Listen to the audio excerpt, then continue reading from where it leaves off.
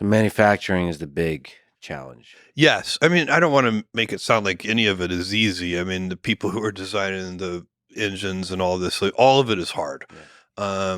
for sure. But the challenge right now is driving really hard to get to rate manufacturing and to do that in an efficient way. Again, kind of back to our cost point.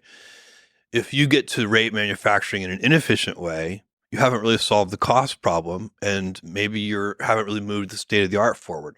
All this has to be about moving the state of the art forward. There are easier businesses to do. I always tell people, look, if you are trying to make money, like start a salty snack food company or something. You write that idea down. Like make the Lex Friedman potato chips. This Okay, this is don't say it. The people are gonna steal it. But yeah, it's You hard. see what I'm saying? It's like there's nothing easy about this business, and but it's its own reward. It's fascinating. It's worthwhile. It's meaningful, and so I don't want to pick on salty snack food companies, but I think it's less meaningful. At the end of the day, you're not gonna have accomplished something amazing, Yeah, even if you do make a lot of money at it. there's something fundamentally different about the quote unquote business of space exploration. Yeah, It's for sure. it's a grand project of humanity. Yes, it's one of humanity's grand challenges.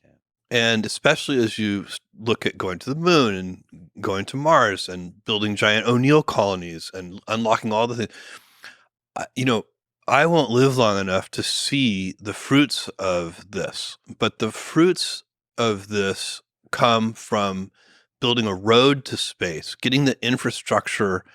I'll give you an analogy.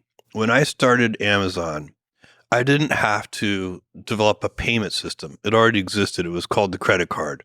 I didn't have to develop a transportation system to deliver the packages. It already existed. It was called the Postal Service and Royal Mail and Deutsche Post and so on. So all this heavy lifting infrastructure was already in place, and I could stand on its shoulders. And that's why when you look at the internet, by the way, another giant piece of infrastructure that was around in the early, I'm taking you back to like 1994, people were using dial-up modems, and it was piggybacking on top of the long distance phone network. That's how the internet, that's, how people were accessing servers and so on. And that, again, if that hadn't existed, it would have been hundreds of billions of capex to put that out there. No startup company could have done that. And so the problem, you see if you look at the dynamism in the internet space over the last 20 years, it's because, you see like two kids in a dorm room could start an internet company that could be successful and do amazing things because they didn't have to build heavy infrastructure. It was already there. And that's what I want to do. I'd take, my Amazon winnings and use that to build heavy infrastructure so that the next generation, the generation that's my children and their children, those generations can then use that heavy infrastructure. Then there'll be space entrepreneurs who start in their dorm room.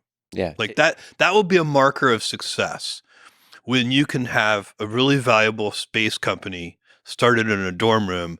Then we know that we've built enough infrastructure so that ingenuity and imagination can really be unleashed. I find that very exciting.